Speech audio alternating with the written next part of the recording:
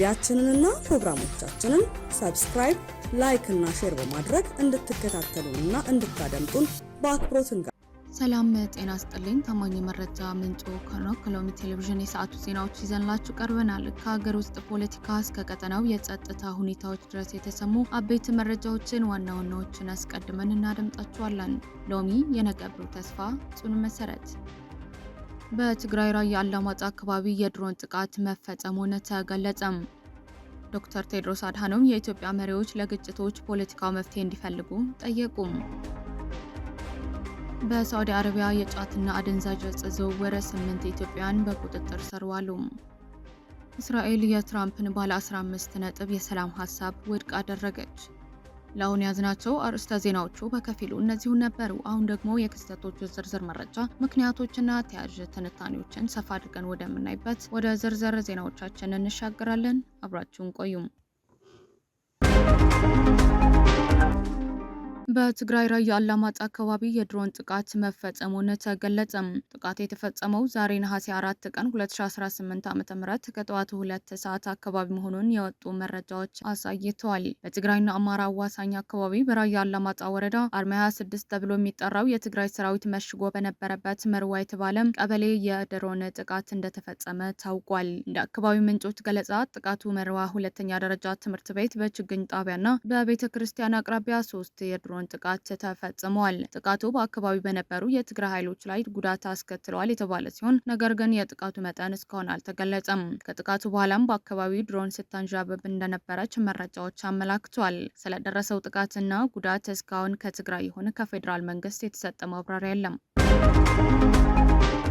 ዶክተር ቴድሮስ አድሃኖም የኢትዮጵያ መሪዎች ለግጭቶች ፖለቲካዊ መፍትሄ እንዲፈልጉ ጠየቁም። በኢትዮጵያ ክልሎች እየተስፋፋ ያለው ግጭትና በፌዴራል መንግስቱ እንዲሁም በትግራይ አመራሮች መካከል እየገነፈለ የመጣው አዲስ የጦርነት ስጋት አሳሳቢ ደረጃ ላይ መድረሱን ተከትሎ የዓለም ጤና ድርጅት ዋና ዳይሬክተር ዶክተር ቴድሮስ አድሃኖም ለሁሉም ወገኖች ከኃይል እርምጃ ተቆጥበው በንግግር ፖለቲካዊ መፍትሄ እንዲፈልጉ ጥሪ አቀረቡም። ዶክተር ቴድሮስ በይፋ ማህበራዊ ሚዲያ ገጻቸው ባስተላለፉት መልእክት በአማራ፣ በኦሮሚያ፣ በአፋርና በቤንሻንጉል ጉሙዝ ክልሎች የሚታዩ ውጥረቶች በዜጎች ላይ ከፍተኛ መከራ እያደረሱ መሆናቸውን ጠቁመው ትግራይም ወደ ግልጽ ውጊያ የመንሸራተት ስጋት እንዳለባት ገልጿል። ዋና ዳይሬክተሩ ከጠመንጃ ይልቅ ንግግርን መምረጥ ያስፈልጋል ሲሉም አሳስበዋል። ይህ በእንዲህ እንዳለ የጠቅላይ ሚኒስትሩ የአፍሪካ ቀንድ አማካሪ አቶ ጌታቸው ረዳ በበኩላቸው ባወጡት መግለጫ ህወሓት ከኤርትራ ጋር በመተባበር የፌዴራል መንግስቱን ለመጣልና ዳግም ግጭት ለመቀስቀስ እያሰራ ነው ሲሉም ከሷል። አቶ ጌታቸው አክለውም የፕሪቶሪያው የሰላም ስምምነት ሙሉ በሙሉ ለመተግበር የፌዴራል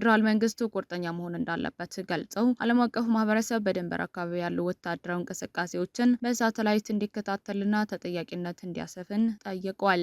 በቅርቡ በኢትዮጵያና ሱዳን ወሰን አቅራቢያ በሸረሪና አካባቢ ተከሰተ የተባለው የትጥቅ ግጭትና በሁሉም ወገኖች በኩል የሚደመጡት የቃላት ተኩሶች የፕሪቶሪያው የሰላም ስምምነት ከተፈረመም ከ4 ዓመታት በኋላ በሰሜን ኢትዮጵያ ዳግም ደም አፋሳሽ ጦርነት ሊያራራም ይችላል የሚለውን ስጋት ከፍ አድርገውታል። የአፍሪካ ህብረትና የተለያዩ ዓለም አቀፍ አካላትም በቀጠናው አዲስ የሰብአዊ ማህበራዊና ኢኮኖሚያዊ ቀውስ እንዳይከሰት ወገኖች በሰላማዊ መንገድ ልዩነቶቻቸውን እንዲፈቱ ጥሪያቸው በማስተላለፍ ላይ ይገኛሉ።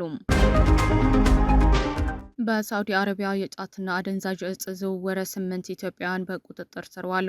ሳዑዲ አረቢያ 160 ኪሎ ግራም ጫት በህገወጥ መንገድ ወደ አገሯ ለማስገባት የሞከሩ 8 ኢትዮጵያውያን በቁጥጥር ስር መዋሏን የሀገሪቱ የጸጥታ አካላት ይፋ ባደረጉት መግለጫ አስታወቁም። የሳዑዲ አረቢያ የጸጥታ ኃይሎች በዚህ ሳምንት ባካሄዱት የጸረ አደንዛዥ ዕፅ ዘመቻ በጠቅላላው 293 ኪሎ ግራም ጫት፣ 16 ኪሎ ግራም ሀሽሽ እና 37290 የሚያክሉ የተለያዩ አደንዛዥ ዕፅ ታብሌቶችን በቁጥጥር ስር መዋል ችለዋል። ከነዚህ ድርጊቶቹ ጋር በተያያዘ በቁጥጥር ስር ከዋሉት 9 ተጠርጣሪዎች መካከል 8 ኢትዮጵያ መሆናቸውም ተገልጿል። በአሲር ግዛት የአልራብሃዋ ሴክተር ድንበር ጠባቂዎች 160 ኪሎ ግራም ጫት ይዘው በድንበር በኩል ሲገቡ የያዟቸው እነዚህ ኢትዮጵያውያን ሲሆኑ በተመሳሳይ አካባቢ አንድ የሳውዲ ዜጋ 133 ኪሎ ግራም ጫት በመኪና ደብቆ ሲጓዝ መያዙን ተጠቅሷል። ተጨማሪም በጂዛን በኩል ሊገባ ነበረ ሀሰሽና ታብሌቶች በያዙም ከድርጊቱ ጋር በተያያዘ የታሰሩ ሰዎች መኖር መኖሩ አለመኖሩን አልተገለጸም። በሳውዲ አረቢያ የህግ ማዕቀፍ ውስጥ ጫት እንደ ከባድ አደንዛዥ እጽ የሚመደብ በመሆኑ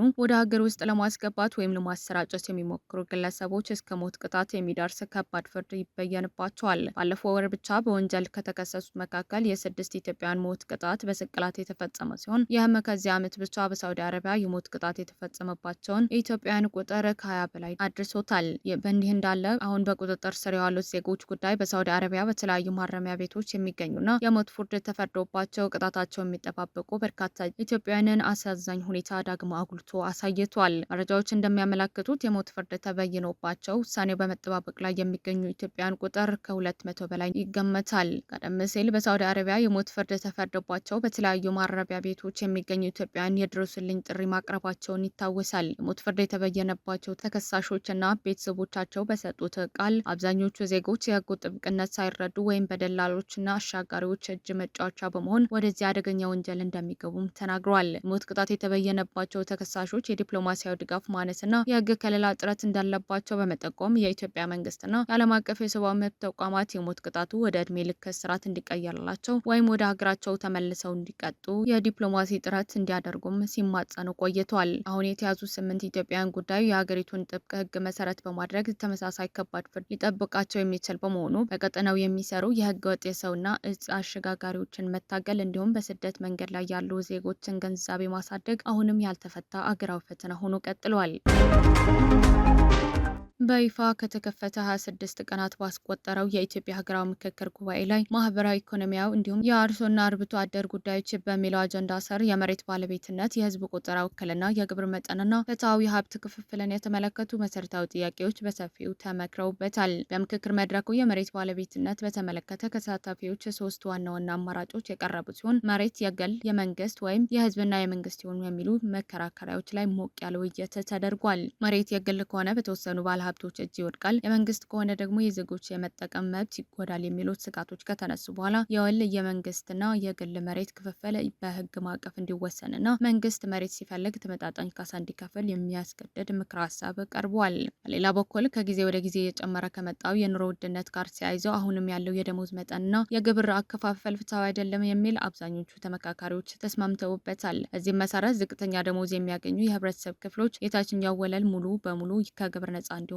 የከፍተኛ ደሞዝ ከፋዮች ግብር ምጣኔ ደግሞ እንዲቀነስ ጥያቄ ቀርቧል። የህዝብ ቆጠራ፣ ውክልናና የሀብት ክፍፍልን በተመለከተ በ1999 ዓ.ም የተካሄደው የህዝብ ቆጠራ ትክክለኛ አልነበረም በሚል ከየክልሉ የተነሱ ቅሬታዎች እየቀረቡ ሲሆን በተሳሳተ ቆጠራ ምክንያት ያጣነውን የበጀት ድርሻ ካሳ ይከፈልን የሚሉና በቀጣይ ገለልተኛ በሆነ አካል አዲስ ቆጠራ እንዲካሄድ የሚጠይቁ ሀሳቦች ተንጸባርቀዋል። በ250 ስልታዊ ቡድኖች ተቀርጸው ወደ 500 ቡድን የቀረቡት እነዚህ ምክረ ሀሳቦች የሀገሪቱ መዋቅራዊና ኢኮኖሚያዊ ችግሮች ለመቅረፍ ያለሙ ቢሆን ገና ተጨማሪ ውይይት የሚሹ ያልተቋጩ አጀንዳዎች መሆናቸውም ተገልጿል። የሱዳኗ ኩምሩክ ከተማ አርኤስኤፍ ቁጥጥር ነጻ ከወጣች በኋላ የጅምላ መቃብሮች ተገኙ። በሱዳን ብሉ ናይል ክልል የፈጣን ድጋፍ ኃይሎች አርኤስኤፍ የተገደሉ የ5 ሰላማዊ ሰዎች አስክሬን የያዘ ጅምላ መቃብር መገኘቱን አንድ የአካባቢ ባለስልጣን እሁድ ዕለት አስታወቁም። መቃብሩ የሴቶች የህፃናትና የሆስፒታል ሰራተኞች አስክሬን የያዘ መሆኑን ተገልጿል። በኩምሩክ ከተማ የጅምላ መቃብሩ መገኘቱ የተሰማው የሱዳን ሰራዊት ካርቱምና ጊዜራ ግዛቶችን አርኤስኤፍ ነጻ ካወጣ በኋላ ተመሳሳይ የጅምላ መቃብሮችን መገኘታቸው ተከትሎ ነው። የኩምሩክ ከተማ ኮሚሽነር አብደል አቲ መሐመድ አልፋሽ በሰጡት መግለጫ የሰራዊቱ አባላት ታጣቂ ቡድኑን ከተማዋን ካባረሩ ከአንድ ወር በላይ በሆነ ጊዜ ውስጥ በሰሜን ምስራቅ የከተማዋን ክፍል ባካሄዱት የማጽዳት እንቅስቃሴ መቃብሮችን መገኘታቸውን ገልጿል። አልፋኪ አክለውም ተጎጂዎቹ የተገደሉት አርኤስኤፍ በከተማዋ ላይ ጥቃት በሰነዘረበት ወቅት የአጥፍቶ ጠፊ ቡድኖች ለማስወንጨፍ ይጠቀምበት በነበረው ጄበል ፋንካት በተባለ ኮረብታ አቅራቢያ መሆኑን ተናግረዋል። የሱዳን ሰራዊት ኩምሩክ ሐምሌ 1 ቀን 2018 ዓ.ም መልሶ ተቆጣጥሯታል። አርኤስኤፍ ስትራቴጂካዊ የሆነችውን ይህችን ደንበር ከተማ በየካቲት 29 2018 ዓ.ም በቁጥጥር ስር ያዋለው አብደል አዚዝ አልሂሉ ከሚመራው የሱዳን ህዝብ ነጻ አውጪ ንቅናቄ ሰሜን አንጃ ጋር በመሆን ከኢትዮጵያ ድንበር በኩል በጋራ በከፈቱት ጥቃት ነበር። የሰብአዊ መብት ተከታታዮችና የአካባቢው ነዋሪዎች አርኤስኤፍ ኩምሩክና በአቅራቢያ የሚገኙ የብሉ ናይል አካባቢዎችን በቁጥጥር ስር አድርጎ በቆየበት ወቅት ከህግ ውጭ የሰዎች ግድያ፣ ዘረፋና አስገዳጅ መፈናቀልን ጨምሮ በርካታ አሰቃቂ ድርጊቶች ፈጽሟል ሲሉ ከሷል። ከኢትዮጵያ ጋር የምትዋሰነው ኩምሩክ በሀገሪቱ 10 ዓመታትን ባስቆጠሩ የእርስ በርስ ጦርነቶች ውስጥ በተደጋጋሚ በመንግስት ኃይሎችና በአማጽያን ቡድኖች እጅ ስገባ እየቆየችና ለግጭት የተጋለጠች ከተማ ናት።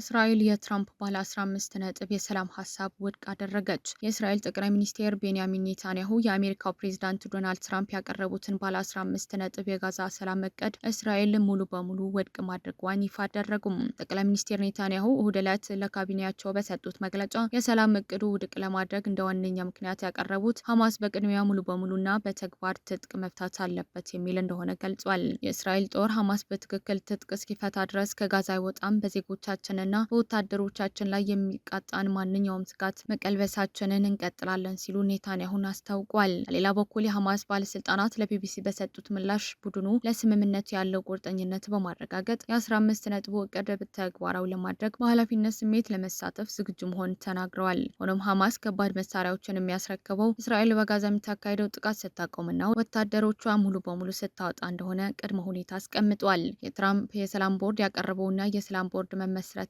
የሐማስ ትጥቅ መፍታትን የእስራኤል ወታደሮች መውጣትና የጋዛ መልሶ ግንባታ ያካተተው ይህ እቅድ በእስራኤል በኩል ውድቅ መደረጉ ዋሽንግተንና በቴልአቪቭ መካከል ያለው የዲፕሎማሲ ልዩነት ይበልጥ አጉልቶታል። ኔታንያሁ ከዋሽንግተን ጋር ውይይቶች እንደሚቀጥሉ የጠቆሙ ቢሆንም የሀገራቸውን ብሔራዊ ደህንነት የሚጎዳ ማንኛውም ስምምነት እንደማይቀበሉ አስምረውበታል። ይህ በእንዲህ እንዳለ በመካከለኛው ምስራቅ የተፈጠረው አዲስ የፖለቲካና የጸጥታ ውጥረት በዓለም አቀፉ የኢኮኖሚ ገበያ ላይ ወዲያውኑ አሉታዊ ተጽዕኖ ማሳደር የጀመረ ሲሆን በቀጠናው ዳግም ግጭት ሊስፋፋ ይችላል በሚል ስጋት የዓለም አቀፉ የነዳጅ ዋጋ ጭማሪ ማሳየቱን ተዘግቧል። ውድ የሎሚ ቴሌቪዥን ተከታታዮች ለዛሬ ያዝናቸው አቤት መረጃዎችንና ትንታኔዎችን እነዚህ ይመስሉ ነበር። ዜናዎቻችን ላይ ያላችሁ ማንኛውም አስተያየት በኮሜንት መስጫው ላይ እንድታጋሩ እንጋብዛችኋለን። መረጃዎችን በፍጥነትና በታማኝነት ለሌሎችም እንዲደርሱ ቪዲዮውን ላይክና ሼር ማድረጋችሁን እንዳትረሱም። በሰዓቱ የሚወጡ አዳዲስና ትኩስ መረጃዎችን ለማግኘት ደግሞ ቻናላችንን አሁኑኑ ሰብስክራይብ ያድርጉ። ቀሪውን ጊዜ ሰላማዊና መልካም ጊዜ ይሁንላችሁ።